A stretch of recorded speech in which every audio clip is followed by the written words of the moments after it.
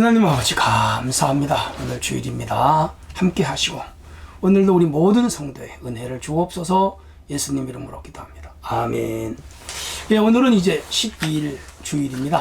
오늘은 에스더 1장 13절로 22절 제가 읽습니다. 왕이 사례를 아는 현자들에게 묻되 왕이 규례와 법률을 아는 자에게 묻는 전례가 있는데, 그때 왕에게 가까이 하여 왕의 기색을 살피면 나라 첫 자리에 앉은 자는 바사와 메대의 7지방 곧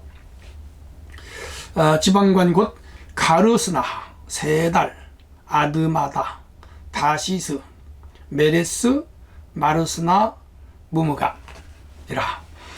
왕후 와스디가 네시가 전하는 아하스로 왕의 명령을 따르지 아니하니 규례대로 하면 어떻게 처리할까?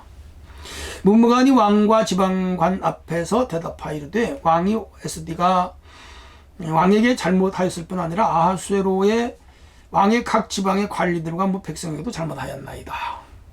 아하수에로 왕이 명령하여 왕 에스디를 청하여도 오지 아니하였다 하는 왕후의 행위의 소문이 모든 여인들에게 전파되면 그들도 그들의 남편을 멸시할 것인즉, 오늘이라도 바사와 메대의 귀부인들이 왕후의 행위를 듣고 왕의 모든 지방관들에게 그렇게 말하리니 멸시와 분노가 많이 일어나리이다.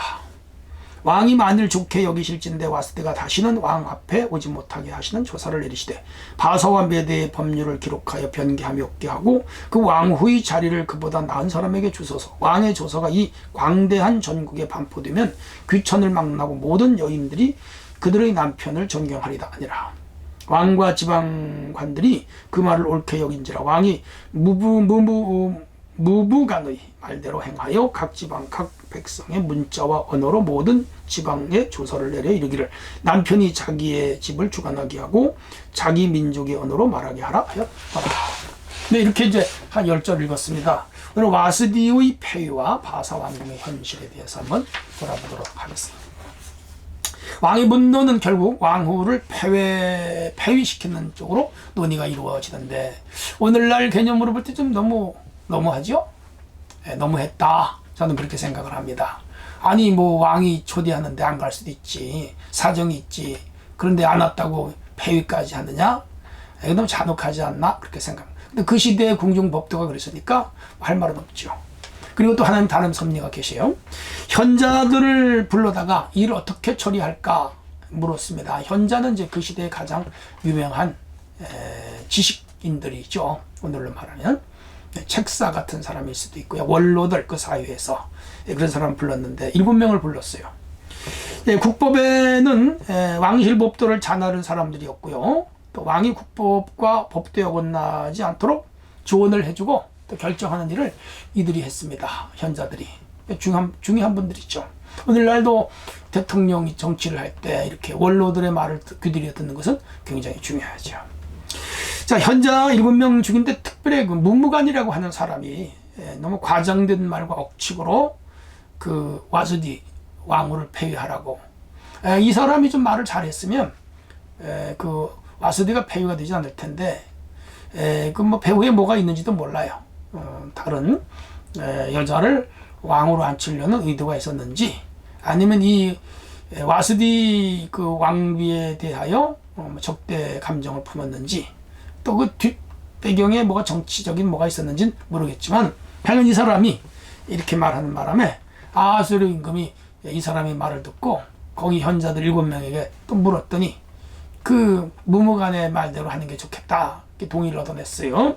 그렇게 해서 이제 폐위를 하게 되는데, 그 원인이 왕비가 왕의 말을 안 들었다고 소문이 퍼지면 그 페르시아 나라 각 가정에서 그 부인들이 남편 말을 안 들을 것이 아니냐, 뭐 이렇게까지 하는데, 그 논리의 비약이 아닐까 저는 그렇게 생각을 해요. 왕궁에서 뭐 있었던 일이 밖으로 새 나가요. 얼마나 새 나가겠으며, 또 그렇게 나간다 하더라도 그 얘기 하나 듣고 개인 가정집에서 부인들이 남편 말을 안 듣겠어요? 뭐 물론 가정에 따라 사람에 따라 혹 다를 수는 있지만은 이건 논리의 비약이라고 생각하고요. 그리고 너무 잔인한 조언을 했다, 저는 그렇게 생각을 합니다. 그러나 이렇게 해서 와스디가 폐위가 되고 에스더가 왕비가 되면서 히브리 민족이 위기에 처할 때에 구원하게 되거든요. 그러면 거기에 하나님의 섭리가 있다. 이렇게 생각을 할 수가 있죠. 그러니까 하나님이 하신 일은 우리는 모르는 거죠. 자, 이제 그런 논리를 들어서 결국은 이제 그 와스디를 폐위하라 그렇게 명령을 합니다. 이제 이 13절로 20절의 내용을 조금 더 요약을 설명한다면 왕위의 폐위는 좀 잔인했다. 뭐 옛날이라 하더라도 지금부터 뭐 한 2500년 전 일이라 하더라도 또 인간 사는 세상은 다 그렇잖아요. 실수도 있을 수 있고 상황적 윤리도 있을 수 있고 또 와스디도 어떤 이유가 있을 텐데 거두절미하고 폐위시키는 건 좀 잔인했다. 남성 우월 사회의 문제였고 왕과의 그 법도는 너무 폐쇄적이고 비인간적이었다. 뭐 그렇게 볼 수가 있습니다. 문무간의 아침과 억측도 주장이 있습니다. 설득력이 없는 주장을 왕하파했죠. 만약에 이 소문이 민간에게 퍼지면 아내들이 남편 말을 안 듣고 가정의 기강이 무너진다는 것이었는데 위에서 말씀드렸지만 꼭 그럴 수만은 없다고 저는 생각을 합니다. 굉장한 억측이 있었다. 오늘 우리는 어떤 사건에 대해서 객관적으로 진실하게 볼 줄 아는 눈을 가져야 되고요. 억측이나 혹은 아첨 이런 것들이 없이 사는 건 중요합니다. 또 하나는 왕의 분별력이 부족했어요. 그런 것 같으면은 왕궁의 그 궁중의 그 법도를 좀 잘 챙겨보고 또 그렇다 하더라도 한 번 더 기회를 줄 수 있잖아요. 그리고 그렇게 이쁜 여인이라면 버리지 말고 또 충고하거나 타일러서 다음은 그렇게 하지 않도록 하면 됐지. 그걸 무자르듯이 잘라버렸다. 이해가 가지 않습니다.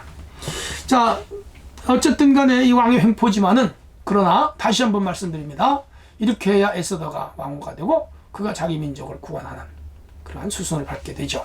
하나님의 섭리가 있었음을 발견합니다. 한편 21절로 22절은 사치시로 무능한 왕의 기사를 살피면서 낸 의견이 법으로 채택이 됐습니다.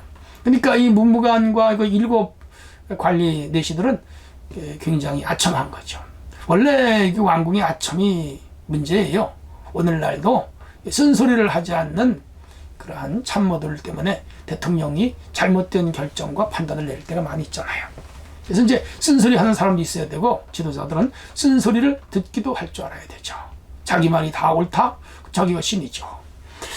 자, 이렇게 해서 문무관의 제안을 듣고 바로 조서를 내려서 그만 왕후를 폐위합니다.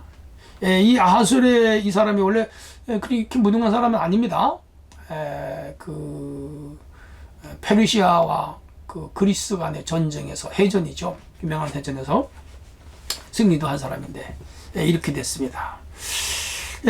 거기 내용이 바사에서 아내는 존경조차 이런 방법으로 얻어낸다는 풍자를 읽히기도 했는데 법도와 질서가 있어 보이던 바사 왕궁의 실상이 술에 취한 왕의 법도 맞지 않는 명령을 내리고 아첨하는 신하에 의해서 무질서한 그러한 사회처럼 보여지는 오히려 더 큰 폐단을 낳고 말았죠. 자, 더 중요한 것은 그 와스디에게 변명할 기회조차 한번 주지 않았고요.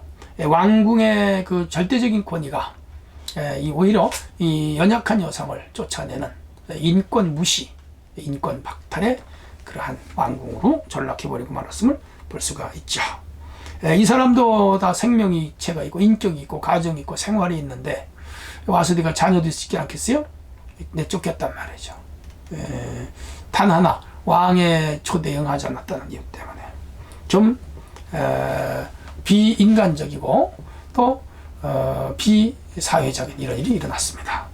자, 중요한 것이 몇 개 있어요. 문무관의 그 말만 듣고 왕이 행동한 것은 굉장히 경솔했다. 우리가 살아가면서 이렇게 경솔함에 처하지 않도록 자기 관리를 잘해야 되는 것 중요합니다. 말을 경솔하게 하지 말고 몸의 움직임을 경솔하게 하지 말고 어떤 일의 결정을 경솔하게 하지 말자. 진득하고 또 무겁게 그리고 신중하게 결정하는 지혜가 있어야 되겠습니다. 왕후의 변명 기회조차 위에서 말씀드렸습니다. 여러 번 말했어요. 주지 않는 것은 이건 불행한 일입니다. 어떤 일이 있을 때 반드시 자기가 자기를 방어할 수 있는 기회를 줘야 되고요.